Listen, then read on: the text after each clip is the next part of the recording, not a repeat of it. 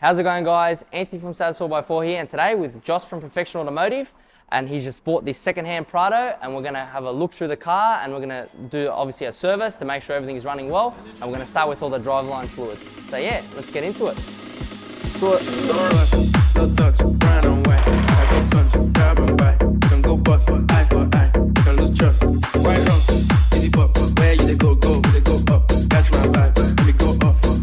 So this is my 99 Prado.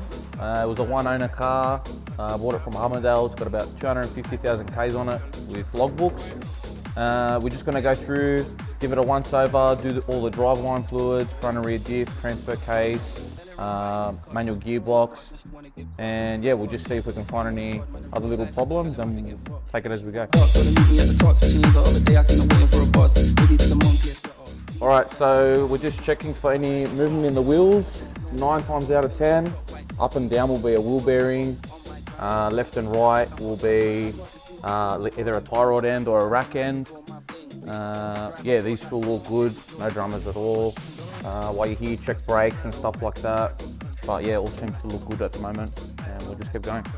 So on the way home, car came from Armadale, so I was on the highway for a bit. I noticed a bit of vibration in the driveline.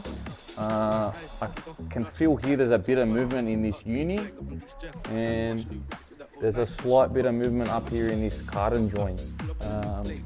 But yeah, maybe pull it apart, send it away, and hopefully it fixes it. Yeah, but for now, you're just going to monitor it if it gets worse. Yeah, and then, it's nothing crazy at the moment. Yeah, it doesn't really bother me that much, so I'll probably just leave it. Alrighty. Yeah, that's it. I don't know if you can see that, but there's a bit of movement in the lower ball joints. They're common to fail on the 90 series Prado. So basically, if that fails, the whole wheel will come out. That doesn't sound like fun. Yeah, usually you lose a CV and you'll probably be stuck. Yeah. Okay. Recommend only probably replacing them with genuine ones. A lot of the aftermarket stuff fails pretty quick. But yeah, we'll have to get onto that one before it goes anywhere else, I think. My love will surround you.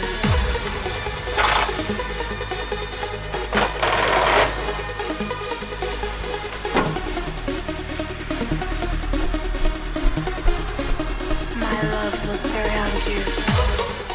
You always open the fill first, in case you can't open it, and then you've drained all the oil. That's right. Yeah. Also, it doesn't come out like gluggy.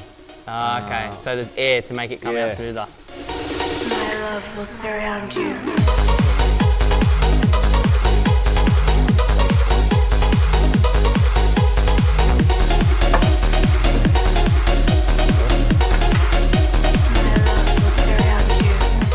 So, to make life easier, this is the new bottle that we're using. Take that off, and this I've already made. You're just gonna get this.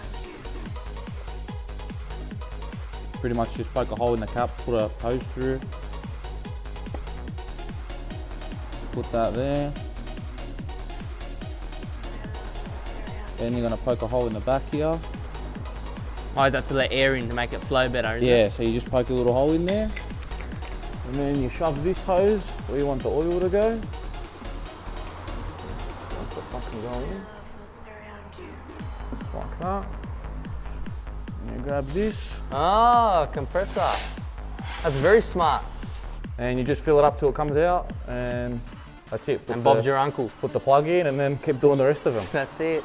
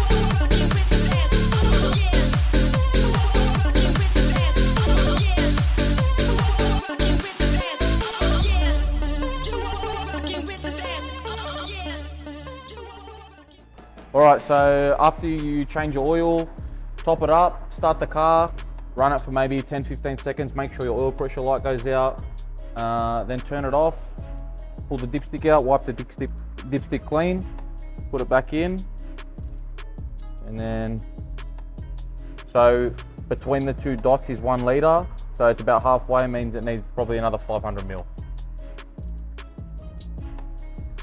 So we'll put another 500 mil in, check it, and should be good to go. All right, so that wraps up the service. We got all the driveline fluids done, the oil and the oil filter all sorted. When you're buying a car, make sure to check things like coolant, make sure the coolant's clean, there's no like glittery stuff in it. Usually that's stop leak.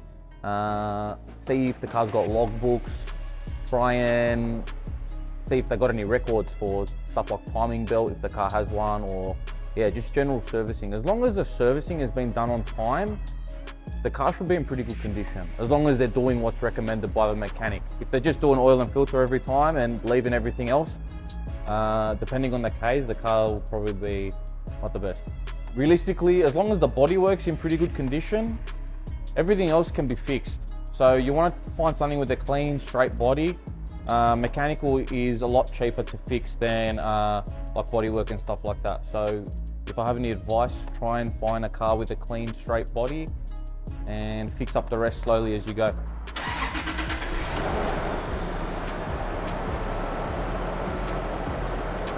So yeah, there's no weird noises or anything when the car's on. Driving it, there's no knocks or rattles. Make sure you take it for a good test drive. Test drive can show a lot of problems in a car before you even look at it. Yeah, take it for a good drive. Let the car warm up, do a full heat cycle, make sure the car's not overheating, and yeah, just give it a general once over and you should be fine. All right, so that about wraps up this episode. I know it's been a short one, but a big thanks to Josh for showing us his way of checking the car and that, and showing us little tips and tricks and the correct practice for looking at a car, obviously when you're buying it secondhand. So yeah, hope you guys enjoyed, and we'll see you guys next time.